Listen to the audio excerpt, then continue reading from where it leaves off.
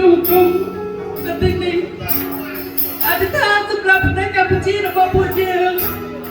គុំនឹងថាបងស្វែងប្រទេសកម្ពុជាហើយបងសប្បាយហើយអធិដ្ឋានរបស់កូនរស់នៅដោយមានសុខភាពសូមឲ្យភាពបាយបាត់អស់នេះបាត់នេះត្រូវប្រកាសនេះរបស់បងគុំនឹងថាបងស្វែងពួកយើងបងនឹងក្បែរពួកយើងហើយពួកយើងថ្ងៃនេះអធិដ្ឋានដល់ថ្នាក់ដឹកនាំ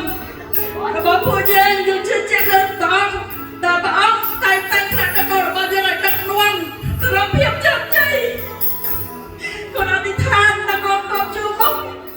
នឹងអង្គអ្នកដែលរងរបួសនិងប្រជាជនទាំងអស់ដែលរងទុក្ខ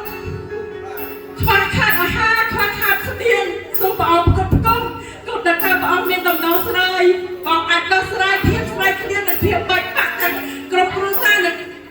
ខូចចិត្តនៅក្នុងដួងចិត្តក៏ព្រះអង្គអាចព្យាបាលបានដែរគុណអធិដ្ឋានគុណពួកយើងទាំងអស់គ្នានៅទីនេះរួមគ្នាមានជំនឿលើព្រះអង្គគុំជឿជាក់ទាំងក្លាហានថាព្រះអង្គនឹងសង្គ្រោះប្រទេសជាតិមួយនេះឲ្យរីកចម្រើនទាំងភាពសិក្សាទាំងរីកចម្រើនឲ្យលើសតាំងមុនមានសង្គ្រាមទៅទៀតហើយគុំជឿជាក់លើព្រះអង្គបើព្រះអង្គមានពលាថាព្រះអង្គគឺជាព្រះនៃសេចក្តីសុខសាន្តព្រះអង្គមានអនុភាពអាចកែច្នៃស្ថានភាពបែបនេះឲ្យរីកចម្រើនឡើងតាមថ្មី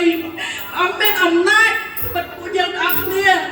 ដាក់សេចក្តីសង្ឃឹមរបស់ពួកយើងនៅព្រះអង្គតែមួយគត់បើព្រះអង្គអាចធ្វើឲ្យស្ថានភាពបែបនេះមានសេចក្តីសង្ឃឹមឡើងវិញ